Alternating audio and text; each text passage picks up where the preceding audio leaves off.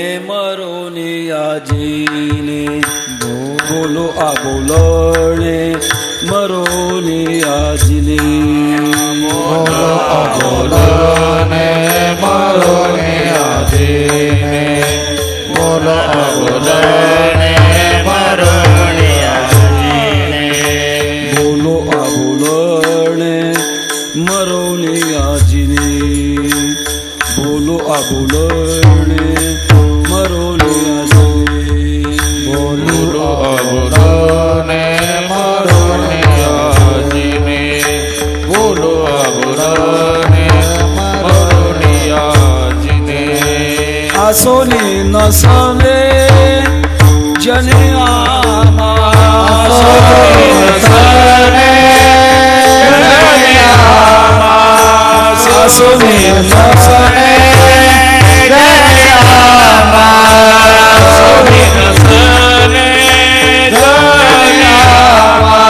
ભોગી ત્યાગ સંગે ભોગીતા સંગતિ અસંગ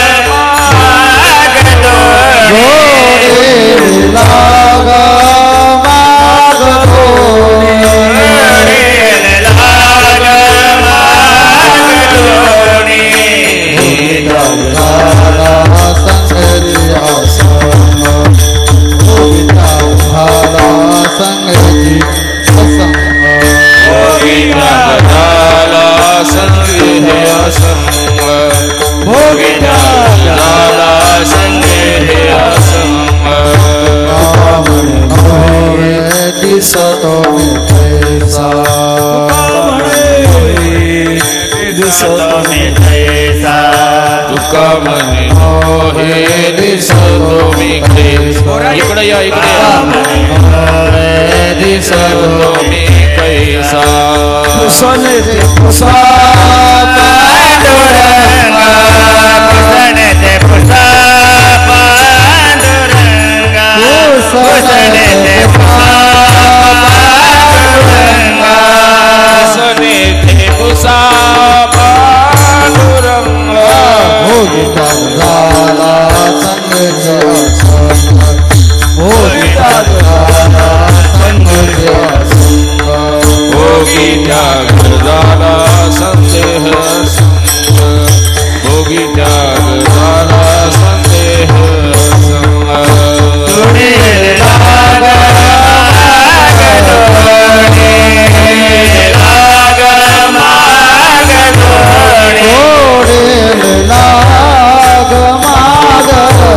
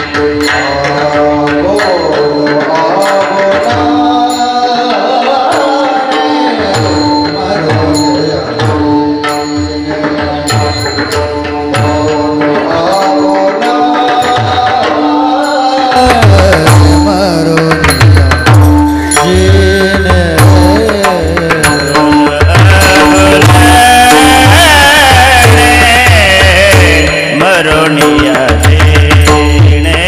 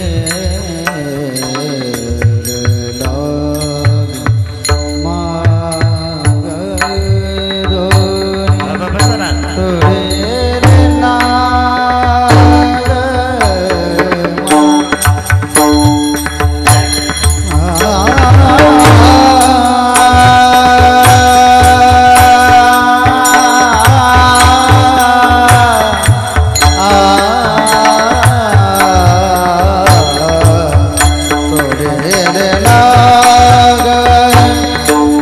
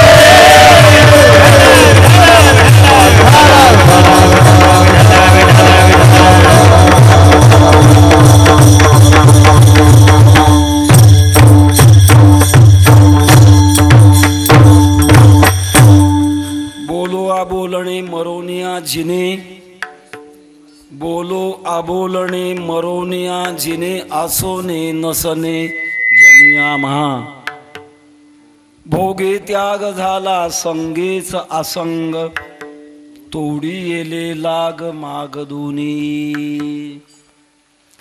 तुका म्हणे नोहे दिसतो मी तैसा तुका म्हणे नोहे दिसतो मी तैसा पुसने ते पुसा पांडुरंगा भोगे त्याग झाला संगेच असंग तोडी येले लाग मागदुनी पांडुरंगा करू प्रथम नम पांडुरंगा करू प्रथम नम पांडुरंगा करू प्रथम नम पांडुरंगा करू प्रथम नमन सरे चरण चंदाचे सरे चरण सरे चरण त्यांची कृपादाने कथेचा विस्तार कृपादाने कथेचा विस्तार आणि सद्गुरु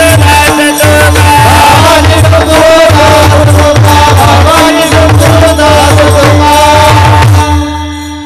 जयांचे केलिया स्मरण होय सकळ विद्यांचे अधिकरण ते शिवंदू श्री चरण श्री गुरूंची ते नमस्कारून आता काय माझी वाणी मानेल संतांसी रंजवू चित्तासी अपुलिया माझी वाणी तुझी वर्णी गुणनाम ऐसे देई प्रेम काही कळा मस्तक हे पायावरी या वार करी संतांच्या समचरण सरोजम सांद्रनीलांबुधावम जगननिहितपाणिं मंडणं मंडणानां तरुण तुलसीमाला कंदरं कंजनेत्रं सदय धवलहासं विठ्ठलं चिंतयामि विठ्ठल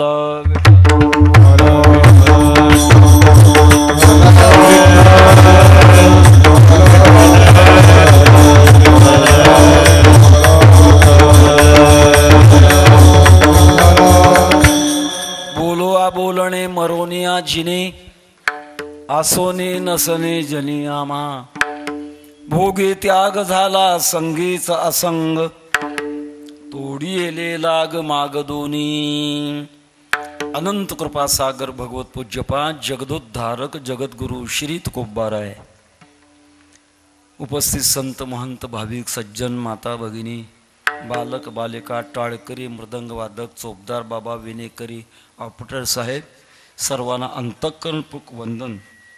प्रस्तुत ठिकाणी आजची कीर्तन सेवा वैकुंठवासी हरिभक्तीपराय माधव महाराज शिंदे भयाळीकर यांच्या प्रथम पुण्यतिथीच्या निमित्ताने आज चिंतन सेवा विनीत मी शेवट त्यांची यादी वाचून दाखवणार आहे आणि शिंदे परिवाराच्या वतीने आजची चिंतन सेवा आयोजित आहे.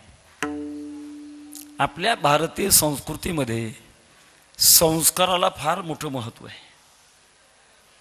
पाश्चात्य संस्कृतीमध्ये करार आहेत आणि आपल्या संस्कृतीमध्ये संस्कार आहेत.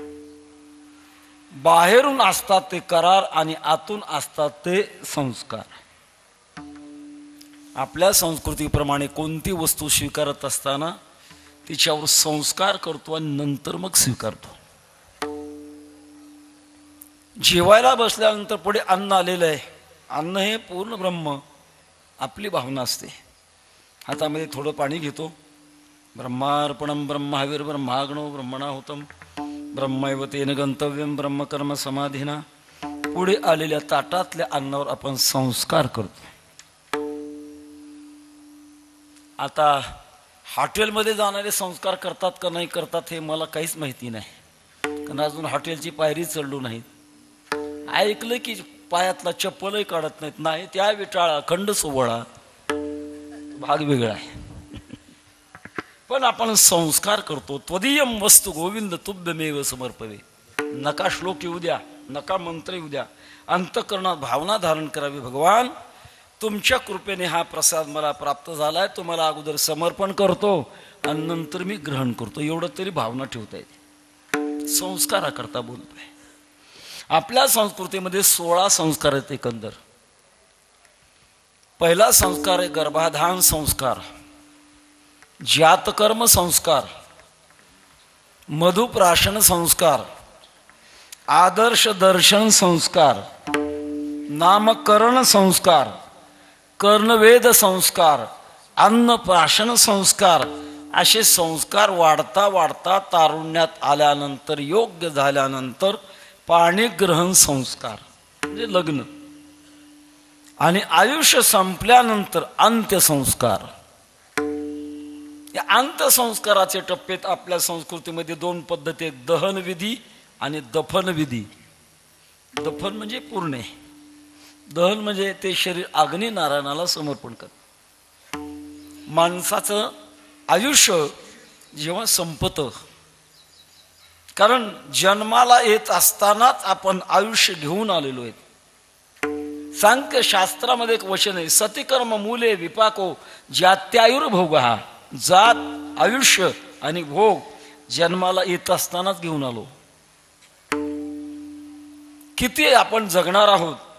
आपल्या शास्त्राने सांगितलंय वर्षावर आयुष्य ठरलेलं नाही, श्वासोश्वासावर ठरलंय.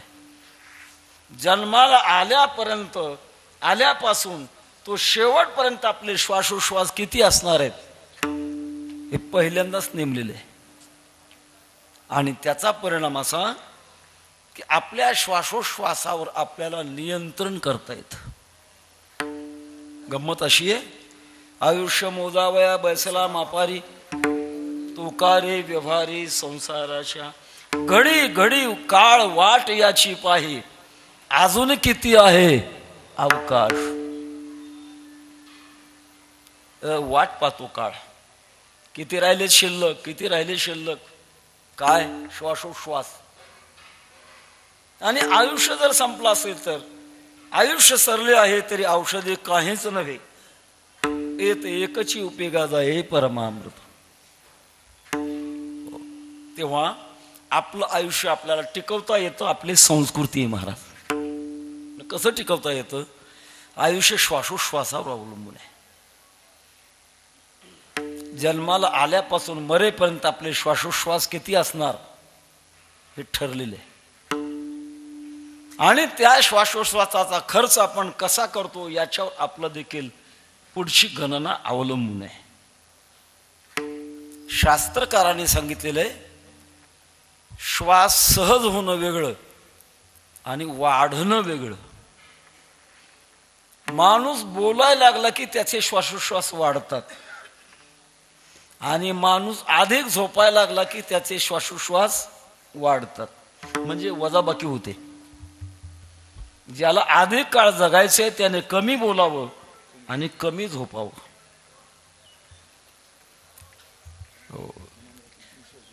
नसावे बासर नेत्र,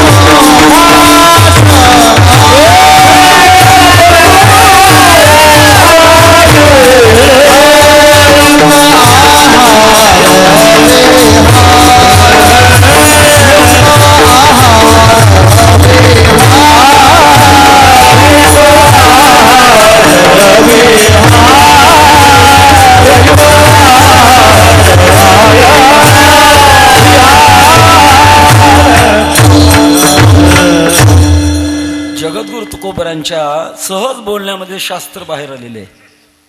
नसावे बासर निद्रा बहु भाषण, जास्त झोप नसावी आणि जास्त बोलणं नसावं.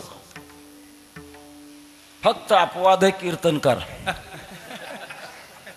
कीर्तनकार जास्त बोलला तरी त्याचं आयुष्य कमी होत नाही, म्हणून तर बसून करण्याची वेळ आली आहे. मोजकं खावं, मोजकं बोलावं. हा एक आपल्या जीवनातला संस्कार आहे. पहिला संस्कार आहे गर्भाधान संस्कार. हा सुद्धा संस्कार आहे महाराज. काही लोकांना शंका आहे, शुद्ध बीजा पोटी फळे रसाळ गोमटी, मग हिरण्यकश्यपूच्या पोटी प्रल्हाद कसं काय जन्मला? ही शंका नष्ट होण्याकरता इतिहासात जावं लागतं. हिरण्यकश्यपूचा भाऊ हिरण्याक्ष उन्मत्त, भगवान विष्णू परमात्म्याने त्याचा काटा काढला आणि आपल्या भावाचा मोबदला घेण्याकरता हिरण्यकश्यपूनं ठरवलं एकांतामध्ये जाऊन तप करू, तपाने सामर्थ्य मिळू आणि भगवान विष्णू परमात्म्याचा बदला घेऊ. एकांतामध्ये गेला आणि साधना करत असताना त्याच्या कानावर काही अक्षर पडायला लागली. आपल्या देशामध्ये काही मंत्रदृष्टी आहेत. तप करत असताना आपोआपच मंत्र त्यांच्या कानावर पडतात, त्याला मंत्रदृष्टी म्हणतात. उबळी भारवाड एक महाराज आता अलीकडे होऊन गेले महाराज. हे प्रभो प्रसिद्ध ओम हे शब्द त्यांना कानावर आले.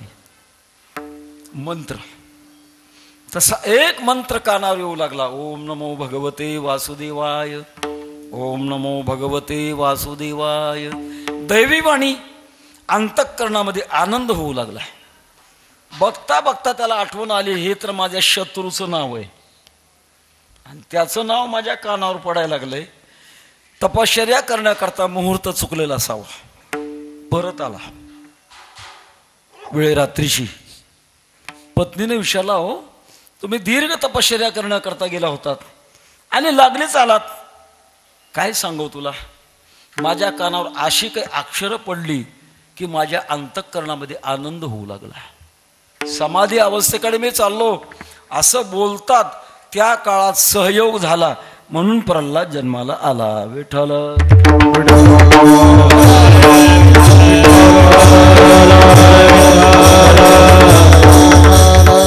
जात कर्म संस्कार. मुलगा किंवा मुलगी कोणी किन्नर जरी जन्माला आलं तरी त्याच्या जिभेवर सोन्याच्या काडीनं ओम लिहायचं, त्याला म्हणतात जातकर्म संस्कार. काही अन्न मधुप्राशन संस्कार, मध चटायला होतात.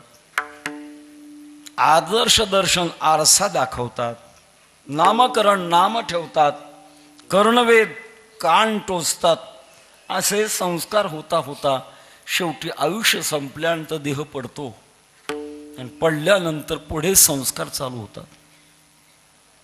दहलविधी असेल, गतात्म्याच्या वारसाने घरून विस्तू घेऊन जायचा. चिता ठेवलेली असते, प्रेत झोपवलेलं असतं आणि वारसाने स्नान करायचं आणि फडक्याला भिजवून असं अंगठ्यानं पाणी पाजवायचं. नंतर गोवऱ्या रचल्यानंतर घरून जो विस्तव आणलेला आहे तो विस्तव त्याने अग्नी डाग द्यायचा. तो देह अग्नी नारायणाला समर्पण करण्याकरता ज्या मडक्यातून अग्नी आणला ते मडकं स्नान करून पाण्याने भरायचं आणि त्या चितेला प्रदक्षिणा घालायची. कोणीतरी एका माणसाने मध्यम आकाराचा दगड घ्यायचा आणि त्या मडक्याला मारायचा. पाण्याची धार चालली पाहिजे. 3 प्रदक्षिणा झाल्यानंतर ते मडकं मागं सोडून द्यायचं आणि बोंब मारायची. फिरवेला घट फोडीला चरणी, महावाक्य ध्वनी बोंब झाली. आणि मग तो जीवात्मा आतापर्यंत घुमत असतो, घुटमळत असतो. ज्या दगडाने ते गाडगं फोडलेलं असतं त्याला आश्मा म्हणतात. आश्मा, आश्म्याच्या आश्रयानं तो जीवात्मा 10 दिवस राहतो. म्हणून त्याला स्नान घालावं लागतं, नैवेद्य दाखवावं लागतो. आणि 10 दिवसानंतर दशक्रिया विधी करत असताना योग्य दशक्रिया विधी झाल्यानंतर आश्म्यातला जीवात्मा पिंडामध्ये येतो आणि त्या जीवात्म्याची त्या कुटुंबात कुळात वासना शिल्लक नसेल तर आपल्याकडे कावळा प्रतिदूत आहे. कावळ्यानं तो पिंड स्पर्श केला पाहिजे आणि तो स्पर्श केला की तो जीवात्मा परमार्थात ज्याने मोक्ष प्राप्त झालेला नाही, सांसारिक अवस्था आहे, तो प्रेत योनीला जातो आणि 1 वर्षभर भटकतो प्रेताच्या योनीमध्ये. आणि त्यांच्याच वारसाने श्राद्ध कर्म योग्य पद्धतीनं केल्यानंतर त्या जीवाची सुटका प्रेत योनीतून होते आणि मग पितृ योनीमध्ये जातो. ज्याने आपल्या जीवनामध्ये येची देही येची डोळा भोगे मुक्तीचा सोहळा, त्यांच्याकरता हे नियम नाहीत, सामान्य माणसाकरता एक नियम आहे. अर्थात श्राद्ध कर्म का असतं याचं चिंतन थोडक्यामध्ये मी आपल्या पुढे सांगितलं. जे पंढरीचे वारकरी ते अधिकारी मोक्षाचे, मरण आईलीकडे माते मिळून गेले पुढे, ते मरणी अनेकीकडे जातील केवी. काही अपवाद असतं शास्त्रात. वैकुंठवासी हरिभक्तीपरायण माधव बाबा हे एका पवित्र वंशात जन्माला आलेले आणि वारकरी संप्रदायाचा वारसा जन्मताच लाभलेला आहे. वैकुंठवासी हरिभक्तीपरायण पर्वत बाबा महाराज ज्यांनी खूप वारकरी संप्रदायाचा कीर्तनाच्या द्वारे प्रचार केला, त्यांच्या पोटी दुसऱ्या क्रमांकाचा पहिले देवराम भाऊ थोरले भाऊ धाकटे माधव महाराज. आणि वारकरी संप्रदायाची संस्कार स्थिती असल्यामुळे चित्ताची सात्विकता स्वाभाविक आणि यामुळे वारकरी संप्रदायाची वाटचाल. येणे पंथे माझी चालली पाऊले, दर्शन झाले संतापायी, या रस्त्याने त्यांची वाटचाल करता करता आणि पवित्र ते कुळ पावन तो देश जेथे हरीचे दास जन्म घेती. नाशिक जिल्ह्यात आणि इतर ठिकाणी देखील कीर्तनाच्या माध्यमातून माधव महाराजांनी खूप सेवा केली. 18व्या अध्यायामध्ये वाक्य भगवंताच य इमं परमं गुह्यं मद्भक्तेष्व विदास्यति भक्तिमयी परां कर्त्वा मामे वैत्यस्ते संशया. माझं तत्वज्ञान भक्तापर्यंत जो पोचवतो तो मला आवडतो आणि शेवटी माझ्या स्वरूपामध्ये एकरूप होतो. विठ्ठल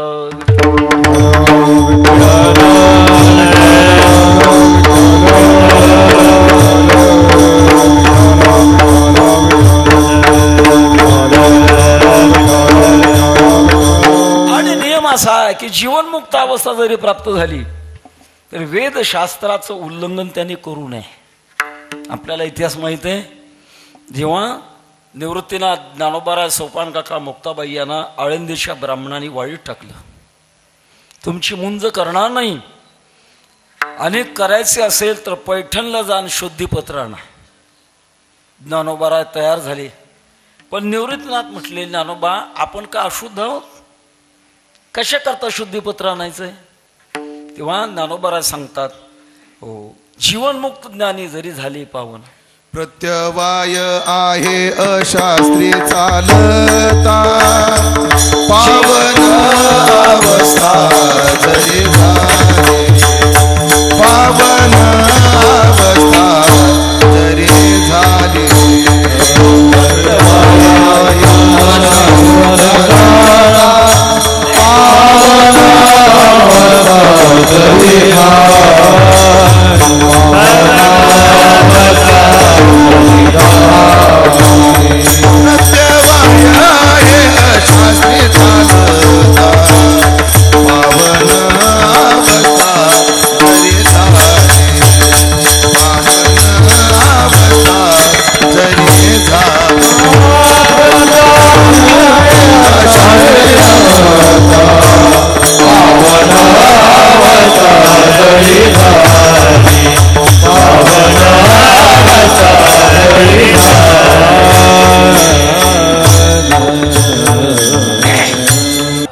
निस्त्रय गुण्ये पथिविशरताम को विधी को निषेधा.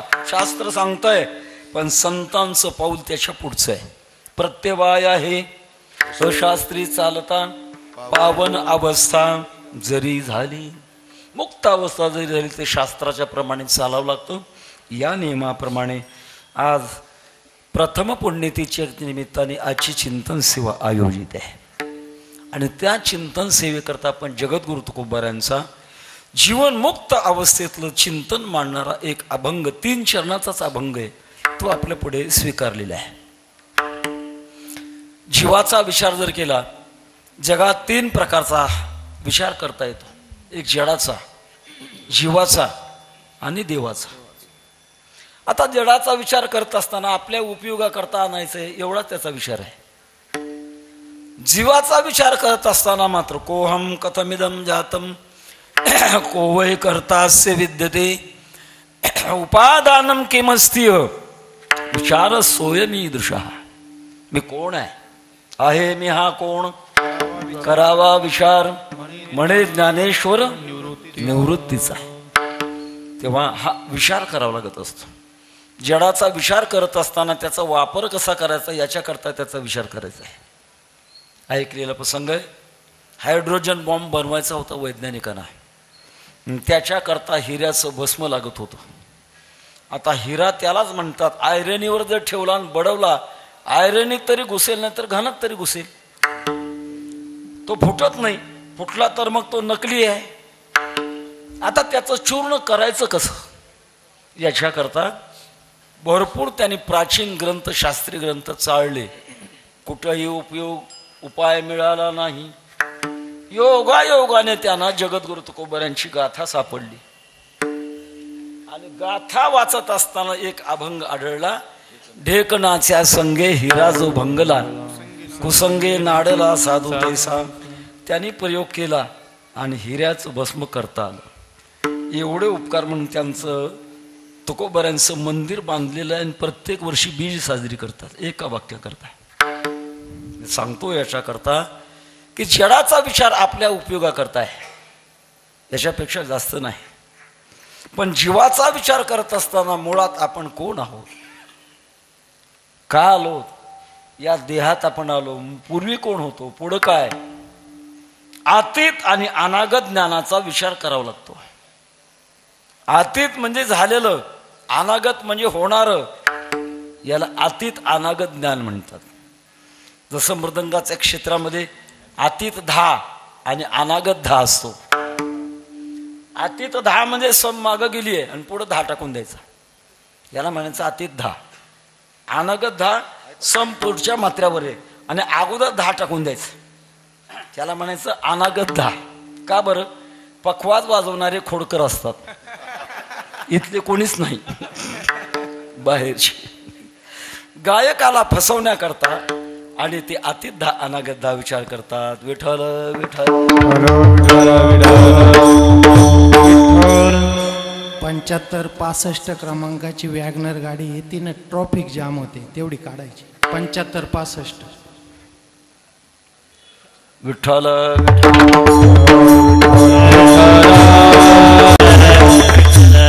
तसा जीव तो की मी या जन्माच्या पूर्वी काही होतो का, आणि आयुष्य संपल्यानंतर मी कुठे जाणार आहे का, अशा बाबतीचा विचार करत असताना मूळ सिद्धांतात जर आपण विचारात गेलो तर मुळामध्ये आपण देहधारी नव्हतो. मूळ आपलं स्वरूप परमात्मा आहे. तुका म्हणे कैसी किव कोठे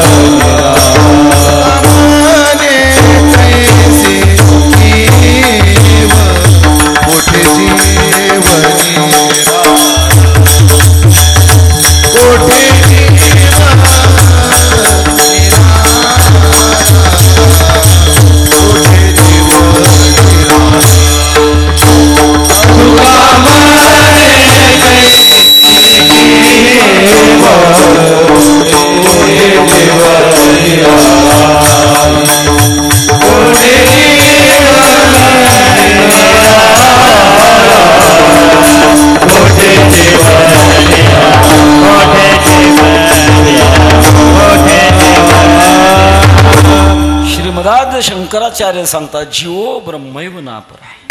आपण परमात्म रूप आहोत, पण जे आहोत त्याचा अनुभव नाही आणि जे नाहीत त्याचा अनुभव आहे. जे आहे त्याचा अनुभव नाही आणि जे नाही त्याचा अनुभव. जगाच्या बाबतीतला सिद्धांताने विचार जर केला, जग आहे का नाही, आता इथं काय सगळे एक एका होनी बळी रे, बरेच कीर्तनकार, बरेच गायक, बरेच वादक, कारण ज्यांचं प्रथम पुण्यतिथी आहे त्यांचं व्यक्तिमत्व या दृष्टिकोनातून जवळजवळ महाराष्ट्र या ठिकाणी एकत्र आलेलं आहे. तेव्हा ज्या जीवाचा अंतरंगातून जर विचार केला तर तो कोण आहे? तो परब्रह्म रूप आहे. हे विधियुक्तच चिंतन आहे. पण ज्याने आपल्या जीवनामध्ये जीवनबद्ध अवस्था संपवली आहे आणि भगवंताची कृपा झाली, काढोनी बाहेरी बाहेरी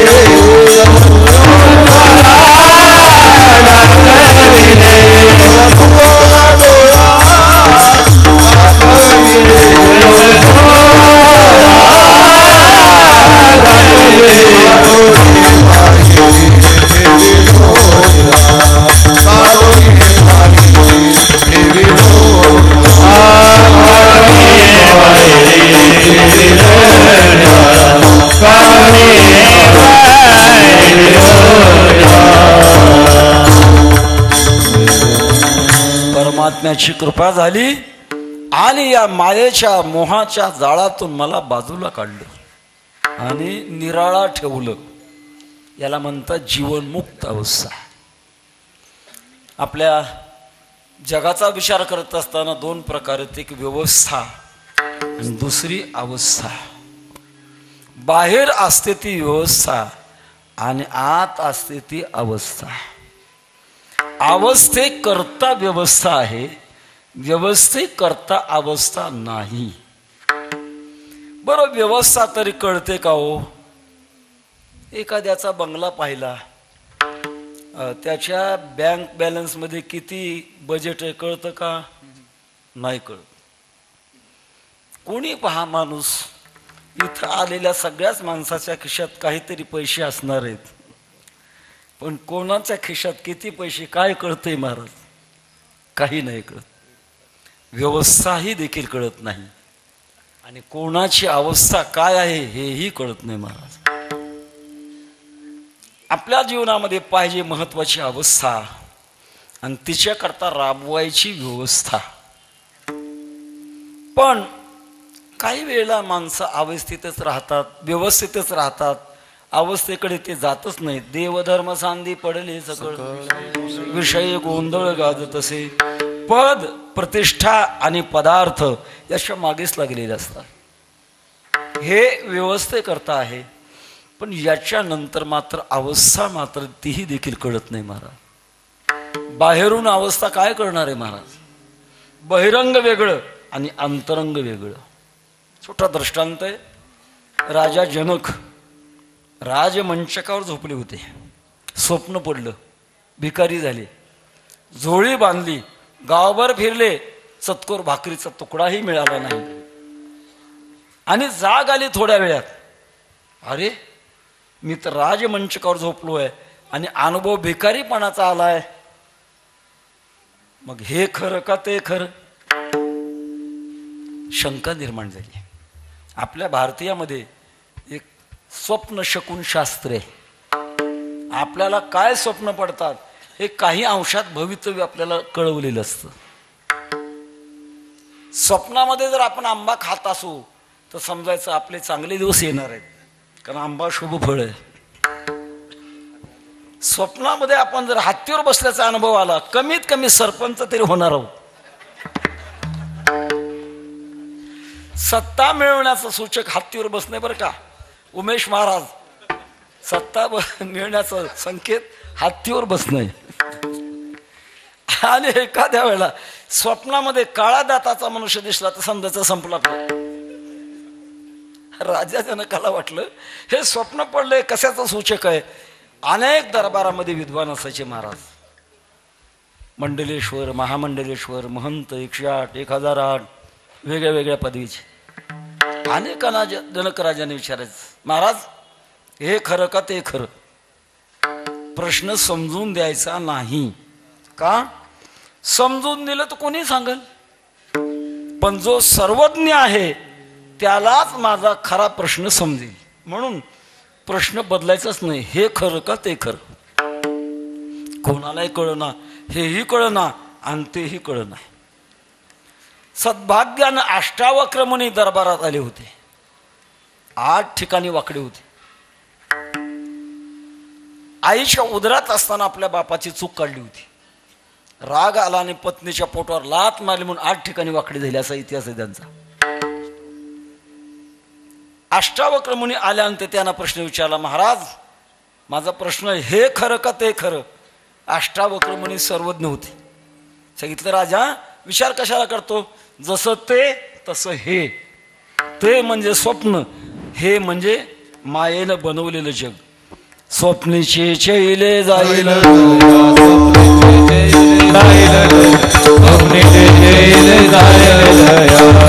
देव मने पाहता पाहिले, देव मने पाहता देव मने पाहता देव मने पाहता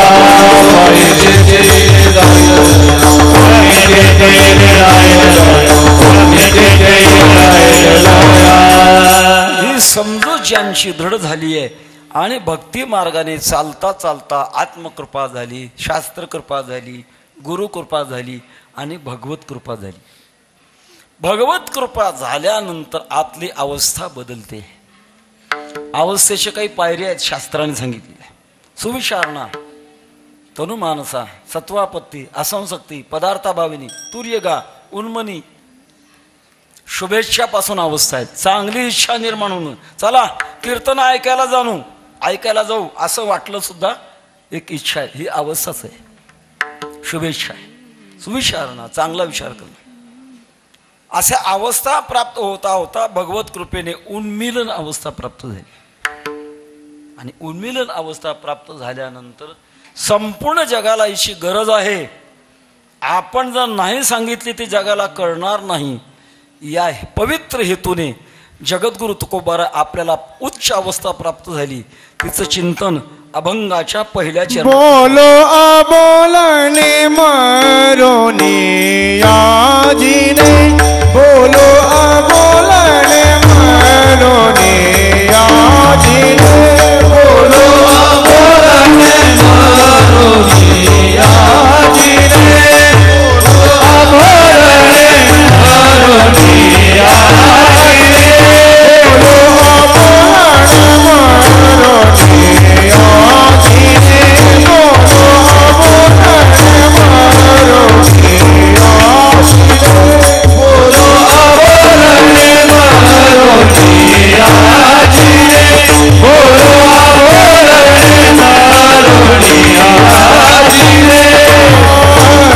सोनी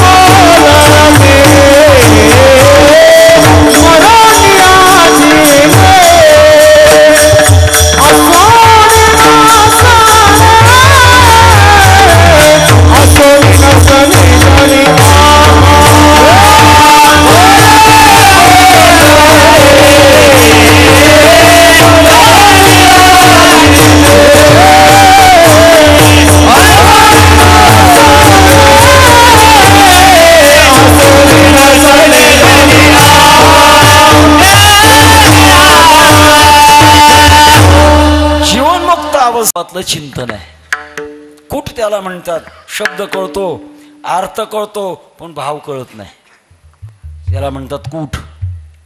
भगवद्गीतेमध्ये 7 कूट श्लोक आलेले आहेत. इतिहास सांगत नाही, वेळ जाईल त्याच्यात. हो, शब्द कळतात, अर्थ कळतो, पण भाव कळत नाही, त्याला म्हणतात कूट. त्याचे 2 प्रकार आहेत, शब्दकूट आणि अर्थकूट. हो, काही वेळेला शब्द कळतात पण त्याचा भाव कळत नाही. पूर्वी आजीबाई नातवाला मांडीवर घ्यायच्या आणि असे काही उखाणे सांगायचे. सांग, घेताना काळं, वापरताना तांबडं आणि फेकताना पांढरं. काय? घेताना काळं, वापरताना तांबडं आणि फेकताना पांढरं. कोळसा घेताना काळा, वापरताना तांबडा आणि संपल्यानंतर राग झाल्यावर पांढरा. असं पण त्याच्यातला भाव कळत नाही महाराज. हातावर जन्मली, सूर्याने शोषली, पती नसता सती गेली. गौरी हातावर जन्मली, सूर्याने शोषली आणि पती नसता चुलीत सती गेली. असे कितीतरी नमुने. वेळ कशाला घालवायचा त्याच्यामध्ये. याला शब्दकूट अर्थकूट म्हणतात. कळतच नाही माणसाला काय आहे त्याचा अभाव. तसं हे तत्वज्ञानाची उच्च अवस्था आहे महाराज. ज्यांच्या जिभेवर सरस्वती काम करते आणि ती सरस्वती आतल्या अनुभवाचा चिंतन मांडत असताना अशा कूट स्वभावातून मांडते. पहिलं चिंतन आहे बोलो आबोलणे. आम्ही बोलतो पण न बोलण्यातलं बोलतो. मरोनिया जिने मेलेलो आहोत पण जिवंत आहोत. आसोने नसने आहोत पण नाहीत. जनिया महा सगळं विरुद्धच आहे महाराज. याला व्याघात म्हणतात शास्त्रामध्ये. व्याघात म्हणजे आपणच आपल्या शब्दाचा शब्द समुच्चय नष्ट करणं, याला म्हणतात व्याघात. एका माणसाला सांगितलं, हो उठाओ, तुमचा शब्द परिचय द्या, तुम्ही कोण आहेत सांगा. त्याने हातात माईक घेतला. पहिला सांगायला लागला, माझ्या तोंडात जीभ नाही. बोलायला लागलाय, माझ्या तोंडात जीभ नाही. माझे वडील ब्रह्मचारी आहेत आणि माझी आई वांझ आहे. खरं काही का आकाशातून पडलं का? आपलंच बोलणं आपण नष्ट करणं, याचं नाव आहे व्याघात. तसा जगद्गुरु तुकोबारांचा अवस्था सांगण्याचा, जीवनमुक्त अवस्था सांगण्याचा एक प्रकार आहे. हा एक प्रकारचा व्याघात वाटतो, पण आपण याचं शुद्ध चिंतन केल्यानंतर व्याघात नाही आला. आम्ही बोलतो, बोलो अबोलणे. जे बोलण्यात येत नाही ते आम्ही बोलतो. काय गंमत आहे महाराज. बोलण्यात काय येतं याचा विचार करत असताना, एखाद्या वस्तूचा विचार करत असताना त्याचे 5 अंश आहेत. आस्ती, भाती, प्रिय, नाम आणि रूप. आता माझ्या पुढे माईक आहे, माईक आहे याचं अस्तित्व दिसतं, मला दिसतो. आस्ती, भाती, प्रिय, तो कीर्तनाचा आवाज मोठं करण्याकरता हवा आहे, म्हणजे हे 3 झाले. आणि नाम माईक, रूप लंबाकार, असे 5 अंश आहेत. मागचे 2 अंश मायेचे आहेत आणि पहिले 3 अंश परमात्म्याचे. आस्ति भाति प्रियम रूप नाम चेत्यांश पंचकम, असे 5 प्रकारचे अवयव आहेत. याच्यामध्ये 3 अवयव आहे भगवान परमात्म्याचे आणि 2 अवयव आहेत मायेचे. माईक हे नाव आणि माईक हा आकार, हे नाम आणि रूप हे मायेचे आकार आहेत.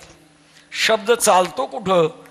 मायेच्या अप्रांतामध्ये काही अंशात शब्द चालतो, पण माया तत्वाच्या पलीकडेच अनुभव आल्यानंतर तिथं चालत नाही. परेही परते बोलणे खुंटले, वैखरी कैसेनी सांगे. एक प्रसंग आहे. भगवान प्रभू रामचंद्र वशिष्ठ मुलींना शरण गेले होते, वशिष्ठ गुरु त्यांचे. आणि एके दिवशी प्रभू रामचंद्रांना असं वाटलं की आज आपल्याला इतकं सुंदर शुद्ध तत्वज्ञान आपल्या गुरुमुखातून ऐकायचं आहे. काही वेळेला श्रोते वक्त्याला सूचना करतात, आज असं कीर्तन झालं पाहिजे की त्याचं नव्हते. आज सगळी लोक हसवली पाहिजेत. कीर्तनाचे मूल्य काय सूचना येतील काही सांगता येत नाही. काही म्हणतात महाराज कीर्तनात आमचं नाव घ्या. आता त्याचं कीर्तन आहे का देवाचं कीर्तन आहे कोणास ठाऊक.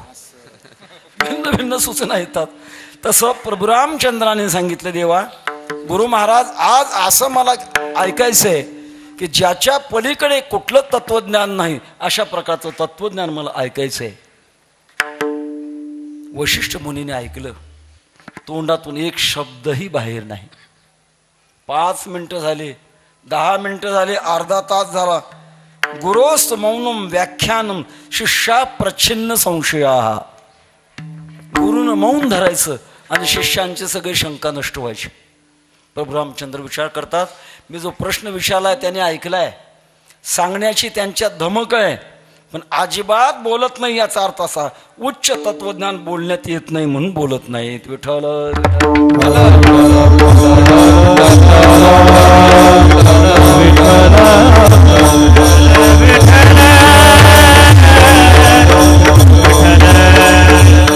कसे बोटाने दाखवू तुला, सांग अनुभव गुरुच्या. वेद सांगतात, अशब्दम स्पर्शम रूपम अव्ययम तथा रसम रूपम गंधवच्छयत. काहीच नाही महाराज. आपण नेहमी म्हणतो रंग नाही, रूप नाही, तिथं काही सांगता येत नाही. म्हणून आम्ही असं बोलतो, न बोलण्यातलं बोलतो. प्रथम असा प्रकार आहे महाराज, माणूस ओळखायचा असला तर त्याच्या बोलण्याहून तो ओळखू येतो. जुना इतिहास आहे. नानासाहेब फडणवीसाकडे एक बहुभाषिक माणूस आला.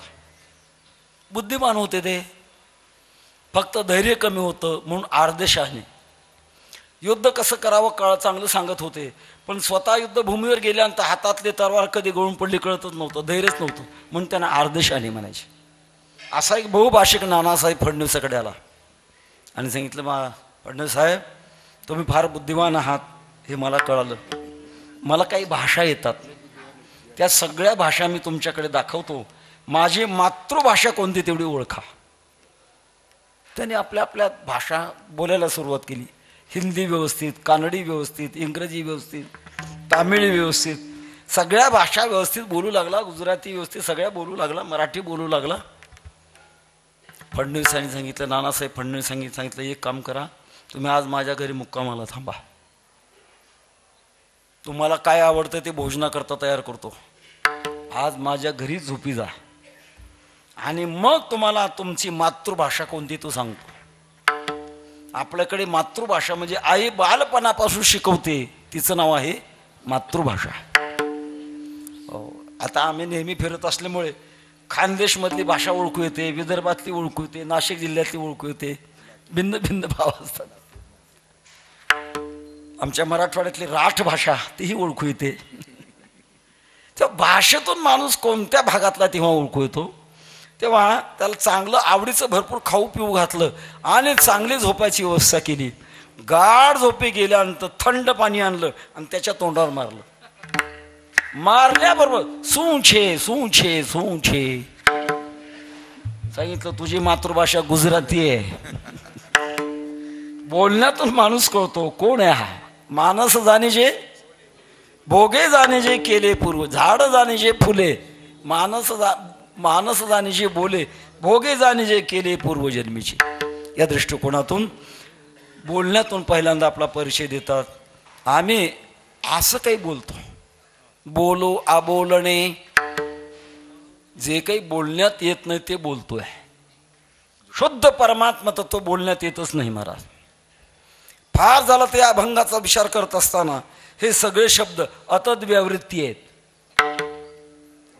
विधिमुख वेगळं आणि अतद्व्यावृत्ती वेगळी.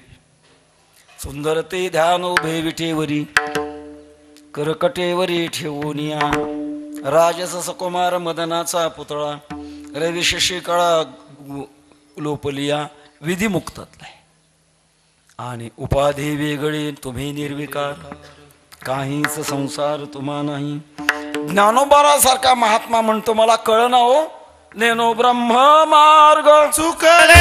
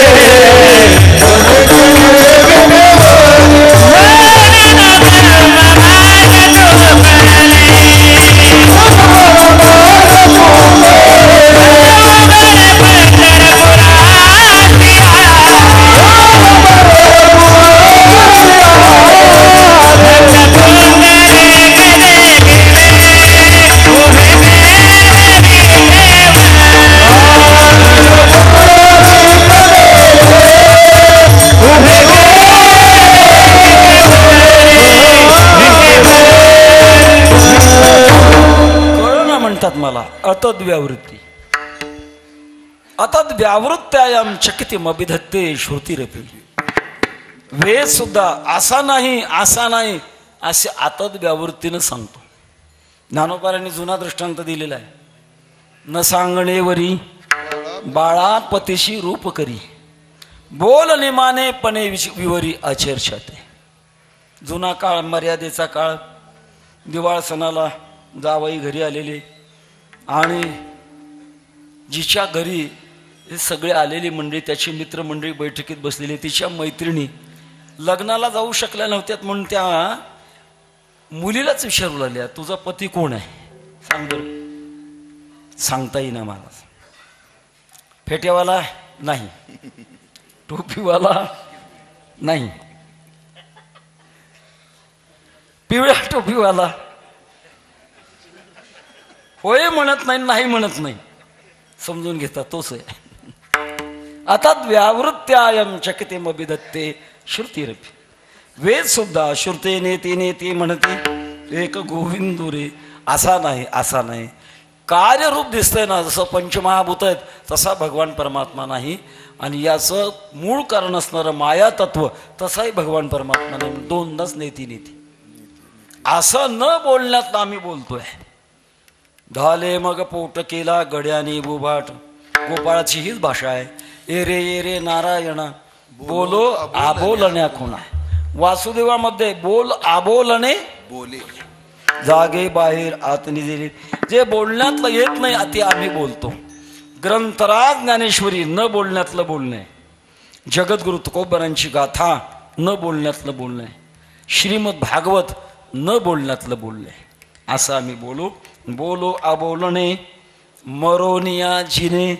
आणि मरून जगलेलो आहोत. कसे मेलो आहोत?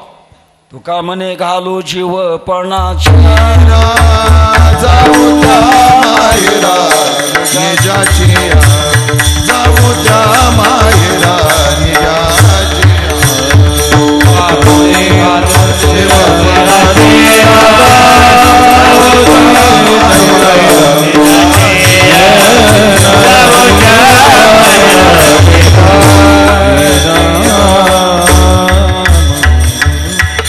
जीवत्व दशा नष्ट करणं म्हणजे एक प्रकारचं मरण आहे महाराज. मरण माझे मरुनी गेले, मज केले अमर. मरणा हाते सुटली काया, विशार या निश्चय. आपले मरण पाहिले म्या डोळा, तो झाला सोहळा अनुपम्य. आपणच आपलं मरण पाहणं. त्या मरणाचे 3 प्रकार आहेत आपण नेहमी सांगतो. नित्य मरण, नैमित्तिक मरण आणि महामरण. आपण झोपी जातो, नित्य मरण आहे ते. म्हणून आपल्याकडे आहे ना, अहो झोपला काय मेला काय सारखंच, काही त्याला कळत नाही. नित्य मरण आहे. नैमित्तिक मरण, आपल्या शरीराला जे आयुष्य मिळालेलं आहे ते आयुष्य संपल्यानंतर देहीचा आग्ने गेला तरी देह नव्हे चिखल उला, ते मरण आहे. हे नैमित्तिक मरण आहे. आणि महामरण ते आहे विठ्ठल विठ्ठल.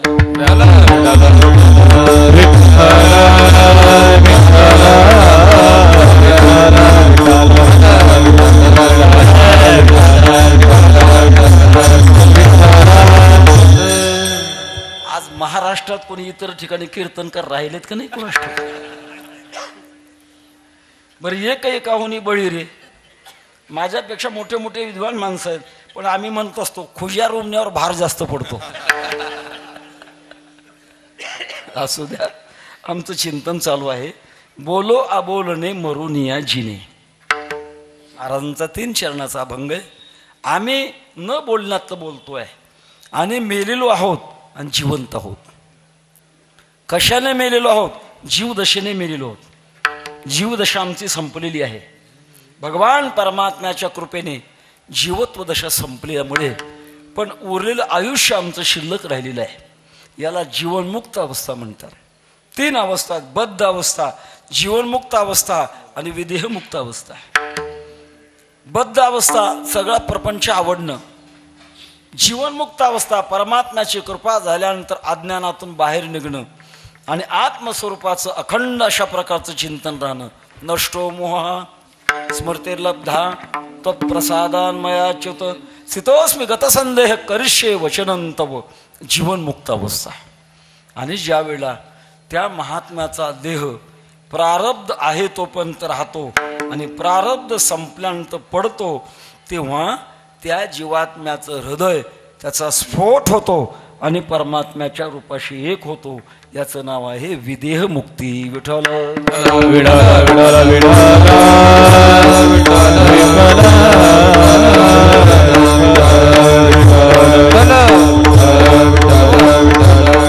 बोलो आबोलणे मरोनिया जिने आसोने नसने जनी आम्हा.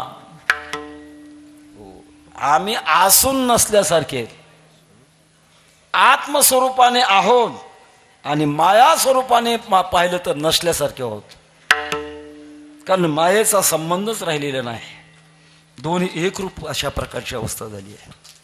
माया तेची ब्रह्म, ब्रह्म तेची माया, अंग आणि छाया जयापरी. आपल्या संप्रदायामध्ये दोन विचार आहेत, एक मायावाद आणि दुसरा छिदविलासवाद. मायावाद म्हणजेच जग मायेनं बनलेलं आहे, या मायेचा बाध करायचा आणि बाध केल्यानंतर बाध समानाधिकरण. आता शब्द अवघड आहे, त्याला काय करू, अभंग थोडासा क्लिष्ट आहे, त्याच्यामुळे त्या अभंगातली भाषाच वापरावी लागेल. बाध समानाधिकरण, जगाचा बाध करायचा आणि परमात्म्याशी एकरूप व्हायचं. पण भगवत भक्त मात्र जगाचा बाध करत नाही, जगाच्या स्वरूपानेच परमात्म्याचा अनुभव येतो. एका जनार्दनी एक पळणे उभा, चैतन्याची शोभा शोभते, चैतन्याची शोभा शोभते.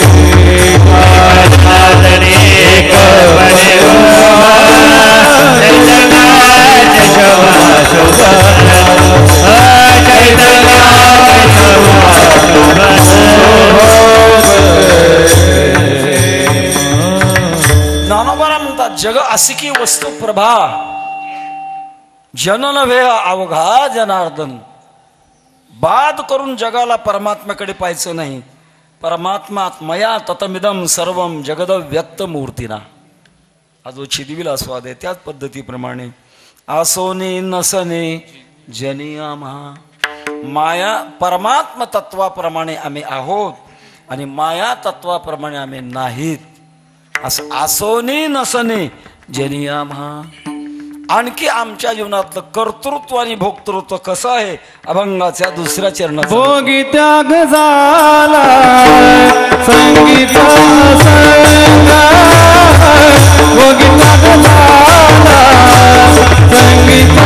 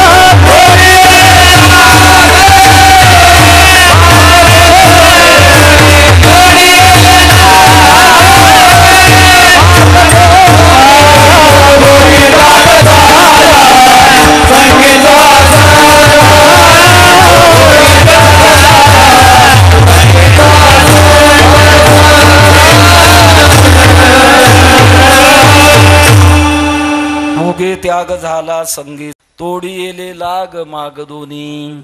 माझी आजची स्थिती, एखाद्या गायला मुंगस घालावं आणि चांगल्या कोवळ्या चाऱ्यात सोडावं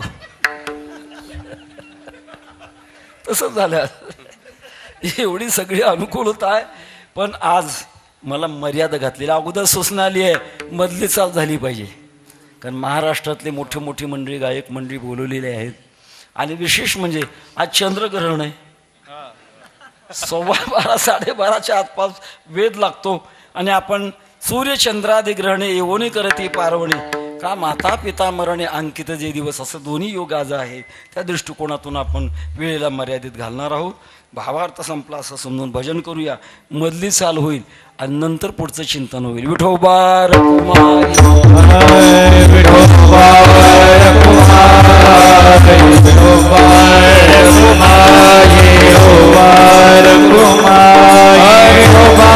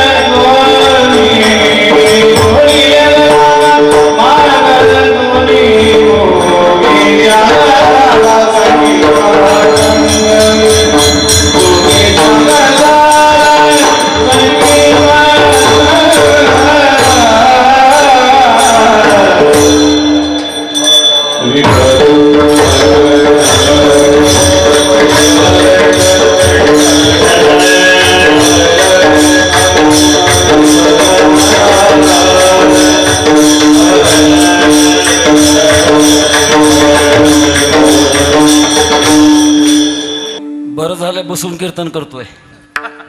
उभा राहिला असतो तर हाराच्या वजन खालीच बसावं लागलं असतं. आपलं प्रेम आहे. हा सत्कार माझा मी समजत नाही. ज्ञानोबा आहे, तुकोबा आहे, सद्गुरू जोग महाराजांचा सत्कार. आम्ही तो संतांचे दास. अशा दृष्टिकोनातून आपलं चिंतन चालू. दुसऱ्या चरणावर आपण आहोत. समाधान महाराज ठेवा म्हटलं म्हणून थोडा वेळ ठेवला आहे. विठ्ठल विठ्ठल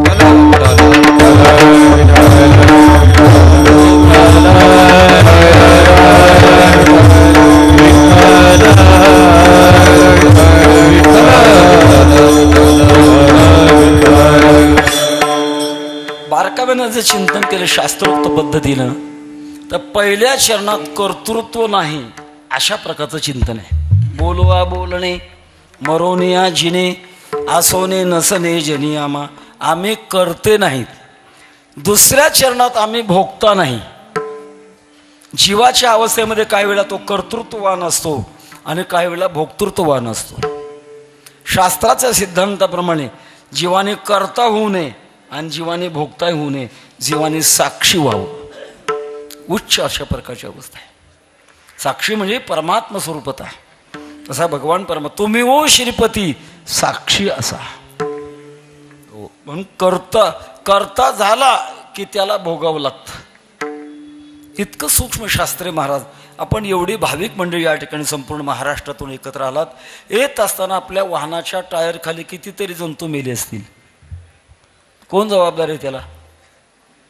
जोपर्यंत जीवदशा आहे तोपर्यंत आपणच जबाबदार आहोत. त्याला नकळत झालेलं पाप म्हणतात. येडच नाही. स्वामी विवेकानंद इतका बारकावा सांगतात. बोलताना माणसाकडनं पाप होतं. आता मी सेवा करतोय तरी परंतु माझ्याकडनं एक पाप घडतंय. कोणतं पाप? आपल्या मराठी भाषेमध्ये 52 वर्ण आहेत आणि त्या 52 वर्णामध्ये 5 वर्ण ओष्ठी आहेत. ओठावर ओठ आदळल्याशिवाय उच्चारच होत नाही. प फ ब ब. ओठावर ओठ आदळल्याशिवाय उच्चारच होत नाही. या परिसरातले सूक्ष्म जंतू असतात. ओठावर ओठ आदळला की मरतात आणि बोलणाऱ्याला त्याचं पाप लागतं. म्हणून तर जैन पंथामध्ये कमीत कमी तेवढ्यापासून बाजूला राहावं म्हणून तोंडाला फडकं बांधण्याची पद्धत आहे. सांगण्याचा मुद्दा असा, जोपर्यंत शरीरामध्ये अभिमान आहे, बद्ध अवस्था आहे, आपण काही करा, अज्ञात पाप आपल्याला भोगावंच लागणार आहे. कारण करते झालो म्हणून भोगते व्हावं लागतं. जो करताच नाही तो भोगता नाही. श्रीमदाद्य शंकराचार्यांचे एक शिष्य 7 वर्षापर्यंत बोलले नाहीत. हस्तमलक नाव त्यांचं. आणि माणसाचा स्वभाव आहे की आता हा मुलगा बोलतच नाही, आपल्या काही कामाचा नाही, द्या साधूला देऊन. जसं श्रावण महिन्यामध्ये बरीच माणसं होतात. वाईट खात नाहीत, वाईट पित नाहीत, माणसासारखं वागतात 1 महिनाभर आणि एखादी सत्यनारायणाची पूजा करतात. दुकानदाराला सत्यनारायण पूजेचं साहित्य द्या म्हटलं की यादी पाठ असते, क्वालिटी पाठ असते. किडक्या सुपाऱ्या, कुचक्या खारका, खोटे खोटे सरे तुझ्या पायापासे. तसा मुलगा आपल्या कामाचा नाही. शंकराचार्य गावात आलेले होते आणि आल्यानंतर महाराजांना बोलून घेतलं, महाराज तुम्हाला आम्हाला हा मुलगा देऊन टाकायचा आहे. आमच्या मराठवाड्यामध्ये सुद्धा मुलगा होत नसेल तर नवाज करायचे आणि पहिला मुलगा मठाला देऊन टाकायचा, असा त्याला देऊनही टाकायचं. अशा पद्धतीनं आम्ही असं ठरवलंय की मुलगा आता तुम्हाला द्यायचा आहे. श्रीमदाद्य शंकराचार्यांनी त्याला पाहिल्याबरोबर लक्षात आलं, खेल जाने खिलाडी और क्या जाने अनाडी. लक्षात आलं हा काही सामान्य नाही. विचारलं त्याला, कस्त्वम शुशो कस्य कुतोसी गंता किन्नाम ते त्वम कुत आगतोसी. बाळा कोण आहेस तू, कुठून आलास, तुझं नाव काय? परिचय विचारल्यानंतर त्याने विचार केला की आता मला तोंड उघडण्याची संधी आहे. आता 7 वर्षापर्यंत बोललो नाही पण आता संधी आलेली आहे. आणि मग सुरुवात केली, नाहम मनुष्यो न च देव यक्षो न ब्राह्मण क्षत्रिय वैश्य शूद्रा न ब्रह्मचारी न गृही वनस्तो भिक्षुर्न चाहम निजबोध रूपा. कोणीच नाही, काहीच मी नव्हे कोणी एक गावीचा, एकट ठाईचा ठाई एक. असं आदत व्यावृत्त्यानं सांगत असताना पहिल्या चरणात आदत व्यावृत्तीनं कर्तृत्वाच्या बाहेर म्हणून सांगितलं आणि दुसऱ्या चरणामध्ये आदत व्यावृत्तीनं भोक्तृत्वाच्या बाहेर आहोत असं सांगितलं. भोगी त्याग झाला. आम्ही जरी भोग घेत असलो तरी त्याच्यातला त्याग होतो. भोगातला त्याग अभिमानाने आणि आठवण नष्ट झाल्यानंतर होत असतो. अभिमान जर गेला तर कुठल्याही प्रकारचं तया करणे आत करो घडू का त्रैलोक्याचा घात परी तेने केली ही मात बोलू नये. हत्वापि सैमान लोका नहंती न निबद्धते. सगळ्या जगाचा नाश जरी केला तर त्याला काहीच लागत नाही. महाराज आपल्या वारकरी संप्रदायातलं अलीकडचं उदाहरण, वैकुंठवासी हरिभक्तीन आनंद महाराज वैजापूरकर ब्रह्मनिष्ठ अवस्थेला पोचलेले. पहिले ते आर्य समाजातले 3 समाज आहेत, आर्य समाज, ब्राह्म समाज आणि प्रार्थना समाज. आर्य समाजातले, आर्य समाजामध्ये देव मानतात, निर्गुण निराकार, मूर्ती मानत नाहीत. असा कट्टर पंथ तो. वैकुंठवाशी गुरुनाम गुरु बंकट स्वामी महाराजांचं एकच कीर्तन ऐकलं, आर्य समाज सोडला, गळ्यात माळ घातली, वारकरी बनले, चिंतक बनले, फार तीव्रता, आणि त्याचा परिणाम आत्मस्वरूपाशी एकरूप झालेले होते. खूप त्यांचा जीवनाचा विचार आहे. कोट वापरायचे ते कोट, आणि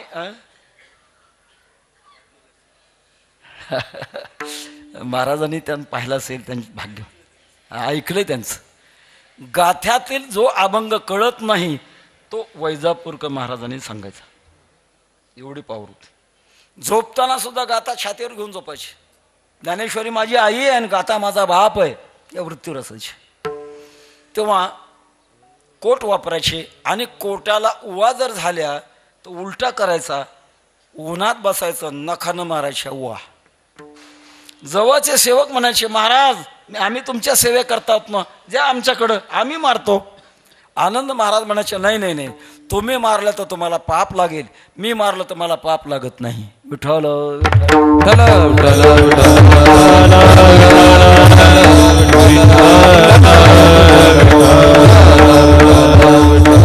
भोक्तृत्व नसल्यामुळे, आपलं कर्तृत्व नसल्यामुळे आमचं भोक्तृत्व गेले. भोगी त्याग झाला, संगीचा असंग. संग म्हणजे प्रपंच. या प्रपंचात राहत असताना तुम्ही असंग आम्ही वृत्तीतले आहोत. जसं कानो पाठकांचं उदाहरण, 10 मिनिटं शिल्लक आहे, थोडक्यात बोलतो आहे. कानो पाठकांचं उदाहरण, एक साधक साधना करत असताना त्याला दृष्टांत झाला, तो कानो पाठकाकडे जा, ते तुला जीवनमुक्त करतील. गेला तो. थंडीचे दिवस, कानो पाठक हे सूर्यस्नान करत बसले होते. आता स्नानाचे बरेच प्रकार आहेत, नाही सांगत लांबत आहे ते. सूर्यस्नान करत बसलेले होते, मांडीवर 2 नातवंड, आणि साधक गेला, दारातून पाहतो ज्यांच्याकडे मला दृष्टांत झाला आणि ते मला जीवनमुक्त करणार आहेत, आमच्यात आणि त्यांच्यात काय बदल आहे? आम्ही मुलाबाळात आहोत, हेही मुलाबाळात आहेत, काय फरक आहे? मागाने फिरल्याबरोबर कानोपाठकाने हाक मारल्या, हो तुम्हाला दृष्टांत झाला, तुम्ही माझ्याकडे आलात आणि परत फिरलात.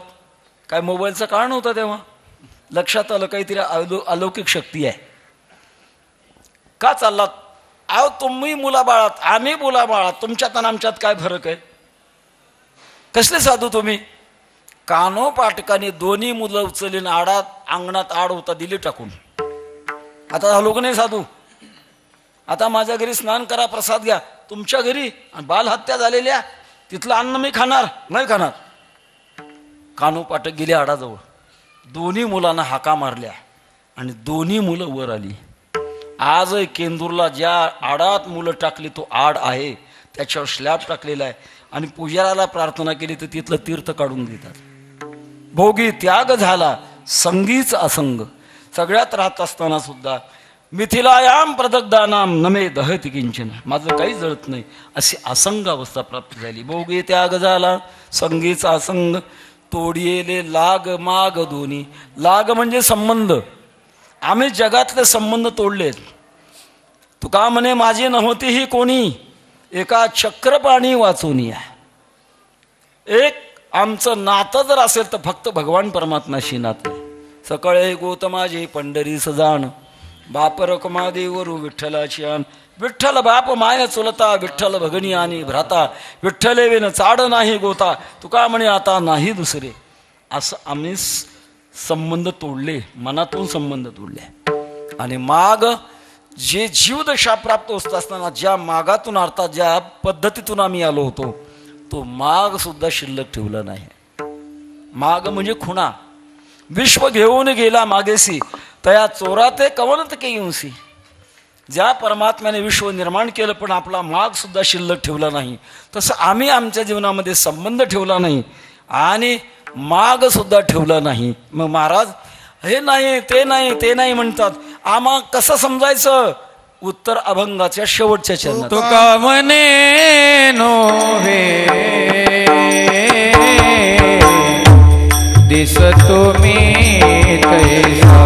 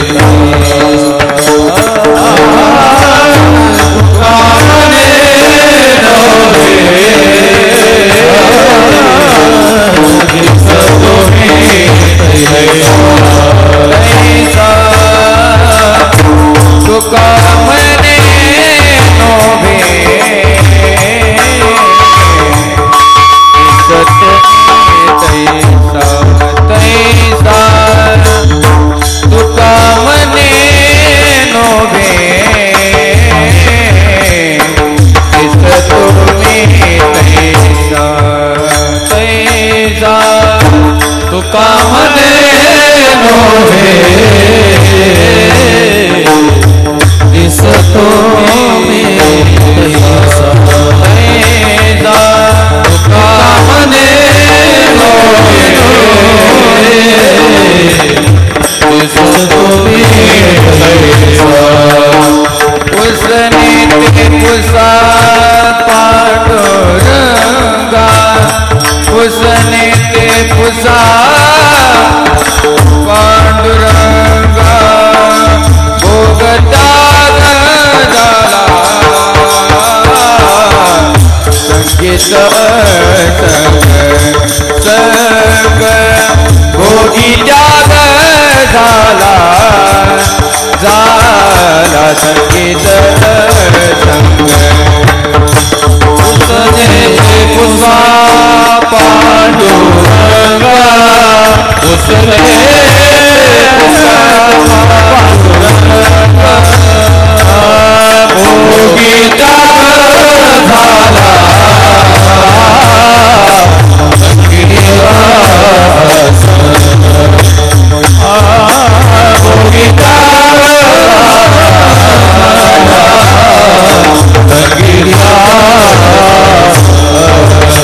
जोडिये लेला गमाग दोनी जोडिये लेला गमाग दोनी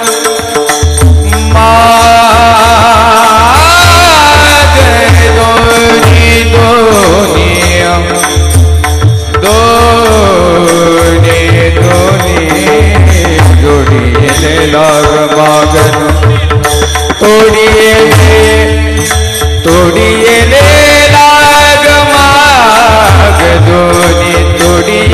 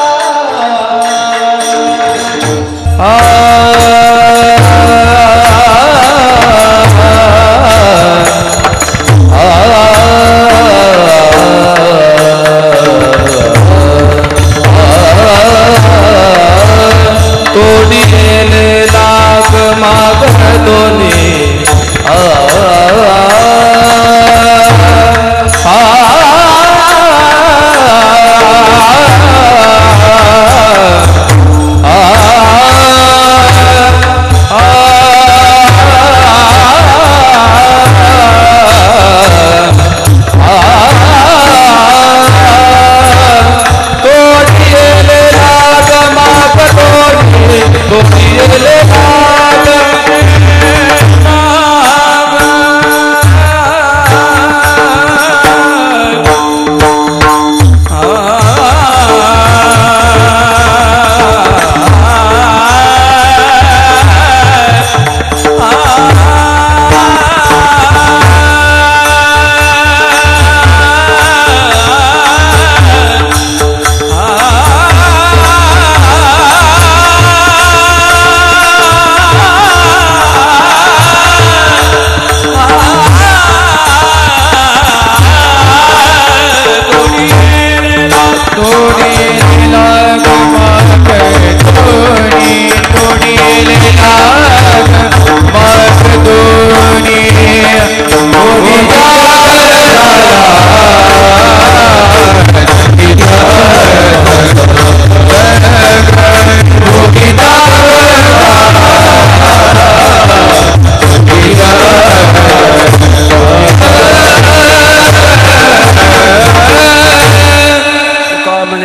दिसतो मी तैसा पुसणे ते पुसा पांडुरंगा. खूप गायक मंडळी, सगळ्यांना संधी मिळाली पाहिजे. मला वाटतं आज बाळासाहेब महाराजांची एक वेगळी परिस्थिती झाली असेल. आम्ही दृष्टांत सांगतो असं, एक बाई 2 मुलं घेऊन प्रवासाकरता एस टी स्टँडवर गेली. गावापासून फार दूर होतं, उशीर झाला होता. कंडक्टरनं गाडी उभी केली आणि त्या बाईनं मुलगा घ्यायचा, वर यायचं, गाडीमध्ये ठेवायचा. खालचा घेण्याकरता जेव्हा खाली उतरायची तेव्हा वरच्यानं पुन्हा खाली यायचं. अगोदर लेट झालेली गाडी. कंडक्टर जाजावला, बाई घरी एखादा ठेवायचं की? बाईनं सांगितलं घरी 10-12 आहेत. तसे तुमची परिस्थिती झाली. तुका म्हणे नो हे दिसतो मी तैसा, पुसणे ते पुसा पांडुरंगा. मी जसा दिसतो तसा नाही. तुम्हाला विचारायचं असेल तर पांडुरंग परमात्म्याला विचारा. भगवान पांडुरंग परमात्मा मी कसं आहे ते तुम्हाला कळवेल. कारण भगवान पांडुरंग परमात्म्याने मला ही अवस्था प्राप्त झाली आहे. अशी अवस्था शेवटची अवस्था आहे. त्या शेवटच्या अवस्थेचं चिंतन जगद्गुरु तुकोबारा अतद व्यावृत्ती या वृत्तीनं अभंगामध्ये प्रगट करतायत. वेळ संपलेली आहे. झालेली चिंतन सेवा भगवान परमात्म्याच्या चरणांनी समर्पण करत असताना वैकुंठवासी हरिभक्तीपरायण माधव बाबा यांच्या घराण्यालाच कीर्तन करण्याचा वारसा मिळालेला आहे. पर्वत बाबा महाराज, माधव महाराज, आता बाळासाहेब महाराज. व्यापाऱ्यात 2 प्रकार आहेत बाबा.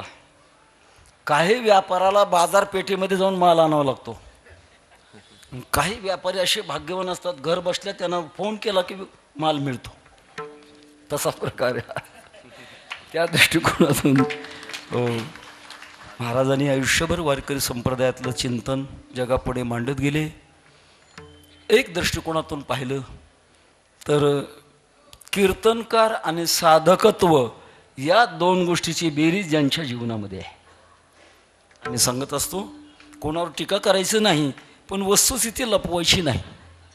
काही कीर्तनकार आहेत पण साधक नाहीत. काही साधक आहेत पण कीर्तनकार नाहीत. काही कीर्तनकारही नाहीत आणि साधकही नाहीत. आणि काही थोडे कीर्तनकार आहेत आणि साधकही आहेत. त्यापैकी माधव महाराज कीर्तनकारही आणि साधकही वृत्तीचे होते. अंतरंगातून भगवान परमात्म्याचं चिंतन मांडणं, त्याचप्रमाणे वक्तृत्व ही शक्ती त्यांना सहज प्राप्त झालेली होती. बऱ्याच वेळेला कीर्तनाच्या शेवटी निवेदन देत असताना आम्हाला जाणवत होतं हे बोलणं शिकून किंवा वाचून येत नाही, एक शक्ती लाभलेली आहे. माधव महाराजांनी आमच्या सद्गुरू जोग महाराज संस्थेचा शताब्दी महोत्सव त्यावेळेला भागातून बरीच अशा प्रकारची मदत जमा करून वारकरी शिक्षण संस्थेला दिली. त्या दृष्टिकोनात आम्ही जोग महाराज वारकरी शिक्षण संस्थेच्या वतीनं महाराजांची कृतज्ञता मानतो. या पवित्र कुळामध्ये पवित्रते कुळ पावन तो देश जेते हरीचे दास जन्म घेती. आज वर्ष पूर्ण झालं. त्यांच्या फोटोकाले एक सुंदर अशा प्रकारचे 2 प्रमाण दिलेले आहेत. उतरलो पार सत्य झाला हा निर्धार, तुझे नाम धरिले कंठी केली संसाराची तुटी. अत्यंत योग्य अशा प्रकारचे 2 प्रमाण त्यांच्या फोटोखाली आपण छापलेले आहे. परिवार पहिल्यापासूनच अशा प्रकारचा सत्वगुणी आहे. आपल्या पद्धतीप्रमाणे भूमिकेमध्ये मी मांडल्याप्रमाणे श्राद्ध कर्म करावं लागतं. मग कीर्तन कशा करता? त्याचं उत्तर हे आहे की श्राद्ध कर्म करत असताना वैदिक कर्मामध्ये काही अंशात राहिलं असलं किंवा चुकलं असलं तर ते पूर्ण करण्याकरता भगवान परमात्म्याचं नामचिंतन करावं लागत असतं. यस्य स्मर्त्याच नामोक्त्या तपोयज्ञ क्रियादेशो न्यूनम संपूर्णताम याती सद्यो वंदे तमच्युतम. त्या दृष्टिकोनातून भगवत कीर्तन आयोजित करावं लागतं. त्या दृष्टिकोनातून या घराण्यातील जे काही विनीत मंडळी आहेत, गंगा भागीरथी मीराबाई माधवराव शिंदे पत्नी आहेत, गजानन माधवराव शिंदे मुलगा, सुभाषराव माधवराव शिंदे मुलगा, देवराम पर्वतराव भाऊ हे भाऊ आहेत, ॲडव्होकेट प्रकाश देवराम पुत्रणे आहेत आणि हरिभक्तीपण बाळासाहेब माधवराव शिंदे चिरंजीव आहेत, दीपक माधवराव शिंदे मुलगा, संगीता गोरखनाथ कुंदे पुतणी, जयवंताबाई गोरखनाथ पाचोरकर बहीण, हिराबाई केदू लभडे बहीण, दिलीपराव नारायणराव सलादे भावे, परशुराम देवराम शिंदे पुत्रणे पांडुरंग देवराव शिंदे पुत्रणे, मंगला अरुण सलादे पुत्रणी, गंगा भागीरथी मीराबाई सुरेश पगार बहीण, गंगा भागीरथी ताराबाई बबन सोनोने बहीण आणि श्री भाऊसाहेब भास्कर वाटपाडे भावे, समस्त शिंदे भावी परिवार या माध्यमातून आजचं आयोजन आहे. खूप मोठी संख्या आहे. या संख्येतूनच माधव महाराजांच्या व्यक्तिमत्वाची प्रतिष्ठा काय आहे हे जाणून घेण्यासारखी आहे. अशा एका सत्पुरुषाच्या प्रथम पुण्यतिथीच्या निमित्ताने आपण उपस्थित आहोत.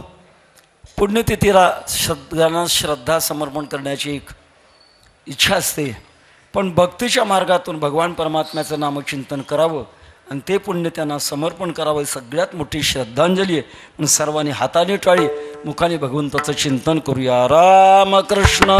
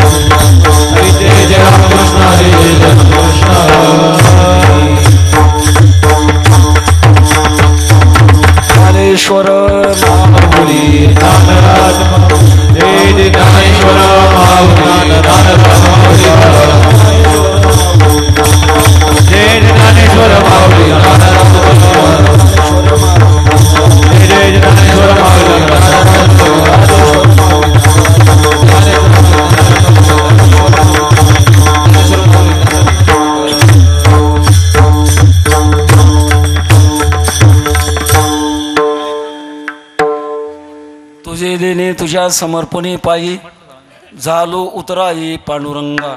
विठ्ठल जय जय